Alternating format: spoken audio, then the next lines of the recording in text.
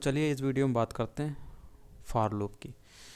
तो पिछले वीडियो में हम लोगों ने वाइल लूप के बारे में पढ़ा था, जहाँ पर ब्लॉक ऑफ कोड को आप कई बार लूप करा के उसको एग्जीक्यूट करा लेते थे। तो फॉर लूप से भी हम वही काम करते हैं जो हम वाइल लूप से कराते थे। बस वाइल लूप से ये डिफरेंट इस बात में है कि इसमें जब आपको ये पता होता है कि कितनी बार आपको ब्लॉक ऑफ कोड को एग्जीक्यूट कराना है या कितनी बार आपको लूप चलाना है, तो ये एग्जैक्ट नंबर आपको पता है, तो आपको वाइल की जगह पर फॉर लूप का इस्तेमाल करना चाहिए। और इसका सिंटेक्स कैसा होता है? सिंटेक्स में आप फॉर कीवर्ड लिखते हैं, उसके बाद पैरेंथेसिस में आप 3 स्टेटमेंट लिखते हैं जो कि आपको दिख रहे होंगे। तीनों स्टेटमेंट ये क्या क्या बताते हैं? सबसे पहले यहाँ पर आपको वेरिएबल बताना होता है, उसका इनिशियलाइजेशन होता है वेरिएबल का, ठीक। और ये एक प्रकार का इनपुट होता है, मतलब वेरिएबल। और उसके बाद इस वेरिएबल का यहाँ पर सेकंड स्टेटमेंट में इस्तेमाल होता है, ठीक है। तो यहाँ पर जो एक्सप्रेशन होता है वो इस वेरिएबल की मदद से ट्रू या फॉल्स देता है। अगर ये ट्रू हो जाता है तो कंट्रोल जो होता है वो इस कर्ली ब्रैकेट के अंदर यानी फॉर की बॉडी में आता है, जो ब्लॉक ऑफ कोड है उसको एग्जीक्यूट करता है। एग्जीक्यूट करने के बाद कंट्रोल यहाँ पर आता है और इस कंडीशन को फॉल्स बनाने के लिए यहाँ पर इंक्रीमेंट या डिक्रीमेंट लगा हुआ होता है, जो कि इस वेरिएबल को इंक्रीमेंट या डिक्रीमेंट करता है यहाँ पर, ठीक है। इसको करता है उसी वेरिएबल को जो कि यहाँ पे असाइन, यहाँ पर जो डिफाइन डिक्लेयर किया गया, ठीक।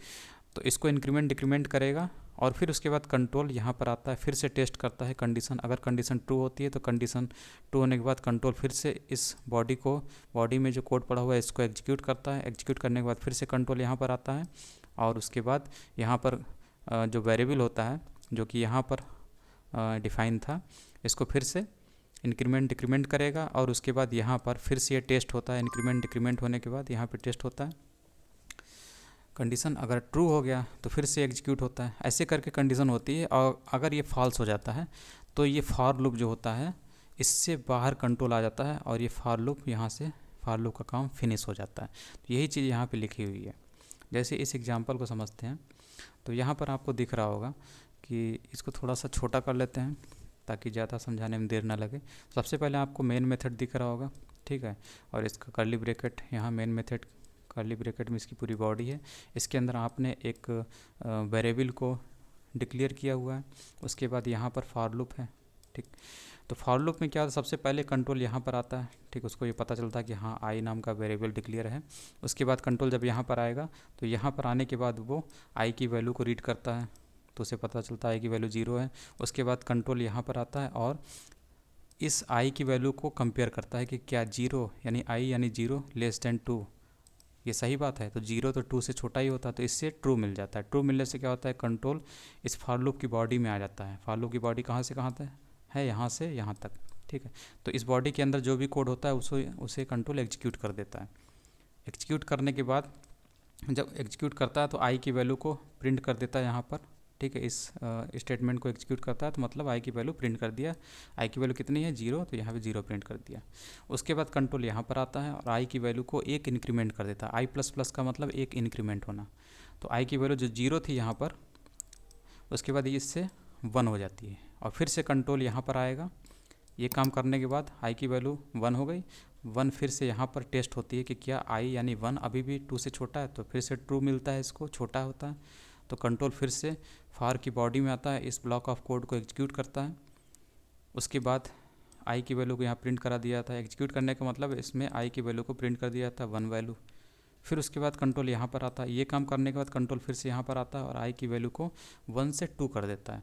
फिर उसके बाद कंट्रोल यहाँ पर आता है और इसको टेस्ट करता है कि क्या 2 से छोटा है, तो 2 से छोटा होता नहीं है, इसलिए कंडीशन हो जाती है फॉल्स। फॉल्स होने के बाद होता है कि क्या होता है, कंट्रोल इस कर्ली ब्रैकेट के अंदर नहीं आता है बल्कि फॉर लूप से बाहर चला जाता है, यानी कि इस जगह पर आ जाता है, ठीक है। फॉर लूप का काम फिनिश हो गया, कंट्रोल बाहर आ जाता है। इसीलिए आपको यहाँ पर केवल 0 1 और यहाँ पर क्या दिखाई देगा, 0 1 ही दिखाई देगा, 2 नहीं दिखाई देगा क्योंकि 2 यहाँ पे फॉल्स हो जाता है, ठीक। तो यहाँ पर आपको मिलेगा 0 और 1 बस। और यहाँ पर आप अपने तरीके से दूसरी भी कंडीशन दे सकते हैं। जैसे कि अगर हम लोग यहाँ पे लिखना चाहें तो यहाँ पर हम लोग लिख सकते हैं आई प्लस, मान लीजिए आई प्लस 3 लिखते हैं, ठीक। तो आई प्लस 3 का मतलब है कि हम लोग आई में हर बार 3 का इंक्रीमेंट कर रहे हैं। जैसे अब यहाँ पर मान लीजिए हम लोग 4 लिख लेते हैं, ठीक। तो ये कैसे काम करेगा, तो वैसे ही जैसे आई प्लस प्लस था, 1 इंक्रीमेंट कर रहा था, और ये 3 का इंक्रीमेंट कर रहा है आई में, ठीक। जैसे कि सबसे पहले मान लीजिए कंट्रोल यहाँ पर आता है, ठीक, आई की वैल्यू 0 मिलती है, फिर कंट्रोल यहाँ पर आएगा, फिर यहाँ पर चेक होता है कि क्या 0 4 से छोटा है, तो इसको ट्रू मिल जाता है। ट्रू मिलता है तो कंट्रोल इस फॉर लूप की बॉडी में उतरता है और इस कोड को एग्जीक्यूट करता है, और इससे आपका प्रिंट हो जाता है 0। उसके बाद कंट्रोल यहाँ पर आता है, इस साइड में आएगा, ठीक है। यहाँ पर आई की वैल्यू कितनी है, क्योंकि जो इक्वलिटी का साइन होता है उससे पहले इस साइड का पहले हल होता है। तो यहाँ पर आई की वैल्यू कितनी है, 0। 0 + 3 कितना होता है, 3। तो इस आई में कितनी वैल्यू आ गई, 3 आ गई। फिर से कंट्रोल यहाँ पर आएगा, चेक करेगा क्या 3 4 से छोटा होता है, तो हाँ, फिर से ट्रू मिल गया। तो इसको एग्जीक्यूट किया कंट्रोल, ठीक है। तो यहाँ पर आपको क्या दिखाई देगा, 3 दिखाई देगा।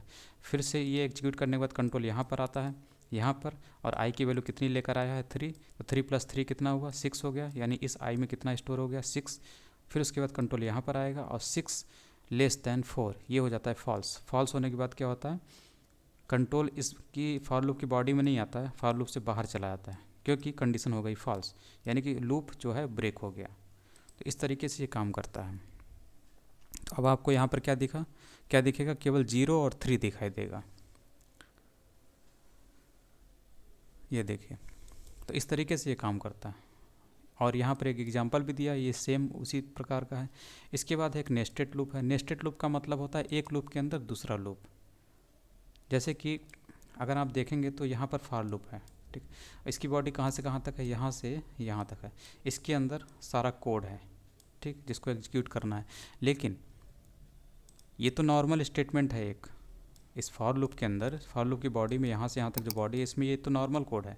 लेकिन एक फॉर लूप भी पड़ा हुआ है, ठीक, ये फॉर लूप पड़ा हुआ है, नॉर्मल स्टेटमेंट और एक फॉर लूप, यानी एक फॉर लूप के अंदर, इस फॉर लूप के अंदर दूसरा फॉर लूप पड़ा हुआ है। तो इसी को बोलते हैं नेस्टेड, यानी आउटर लूप के अंदर एक इनर लूप भी पड़ा हुआ है।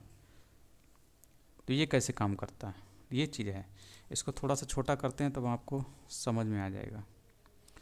वैसे है तो काफ़ी छोटा ही। अब ऐसे समझिए, कंट्रोल जब यहाँ पर आता है, ठीक, तो इसको आई की वैल्यू 1, फिर उसके बाद यहाँ पर कंट्रोल आता है, यहाँ पर टेस्ट होता है 1 < 2, तो सही है, यानी कंट्रोल नीचे उतरता है अपनी फार की बॉडी में, यानी इसको एग्जीक्यूट करेगा। तो आपको ये दिखाई देगा आउटर और 1। उसके बाद कंट्रोल यहाँ पे नहीं जाएगा, बल्कि उसको ये भी तो काम करना पड़ेगा, इसको भी तो एग्जीक्यूट कराना है। तो कंट्रोल यहाँ पर आएगा और यहाँ पर इसको रन कराएगा, ठीक है। तो इसको एग्जीक्यूट कराएगा, तो इस फॉर लूप को जब तक कंप्लीट नहीं कर देता तब तक कंट्रोल यहाँ पर नहीं जाएगा। तो इसमें फंस गया कंट्रोल। तो जे की वैल्यू 1, फिर जे की वैल्यू 1 < 3, तो इसको एग्जीक्यूट कराएगा। वो इसको एग्जीक्यूट कराया तो जे की वैल्यू आपको ये मिलती है इनर, ये इनर मिलेगा, और ये जे की वैल्यू यानी कि ये वाला प्रिंट हो जाएगा। उसके बाद कंट्रोल यहाँ पर आता है, जे की वैल्यू को ++ जे लिखा हुआ, तो जे ++ लिखिए या ++जे, यहाँ पर दोनों का एक ही मतलब है, दोनों आपको एक ही आउटपुट देंगे, ठीक है। क्योंकि जब इक्वलिटी सिंबल होता है तो वहाँ पर प्रायोरिटी देखी जाती है, प्लस ऑपरेटर की या फिर इक्वलिटी ऑपरेटर की, तो वो अलग चीज़ हो जाती है। लेकिन यहाँ पर चाहे जे ++ लिखिए चाहे ++जे, दोनों का आउटपुट आपको एक ही मिलेगा। तो ++जे का मतलब है जो वैल्यू थी जे की 1, वो ++जे से 2 हो जाती है। फिर उसके बाद यहाँ पर टेस्ट होता है 2 < 3, तो इससे ट्रू हो जाता है। ट्रू होने से कंट्रोल फिर इसी फॉर लूप के अंदर आता है और इसको एग्जीक्यूट कर देता है। तो आपको ये दूसरा वाला ये लाइन दिखता है। फिर से कंट्रोल यहाँ पर आता है, जे की वैल्यू को इंक्रीमेंट करता है, 2 से 3 कर देता है। फिर यहाँ पे 3 < 3, अभी भी ये ट्रू है, ठीक है। ट्रू होने से फिर से कंट्रोल यहाँ पर आता है, इसको एग्जीक्यूट करता है, तो आपको ये वाली लाइन दिखती है। उसके बाद कंट्रोल यहाँ पर आता है और जे की वैल्यू को ++जे से 4 कर देता है। फिर से कंट्रोल यहाँ पर आता है, टेस्ट करता है कि क्या 4 3 से छोटा है, तो फॉल्स हो जाता है कंडीशन। जब कंडीशन फॉल्स होता है तो कंट्रोल इस फॉर लूप, इनर वाले फॉर लूप से बाहर आता है, यानी इस जगह पर आ जाता है।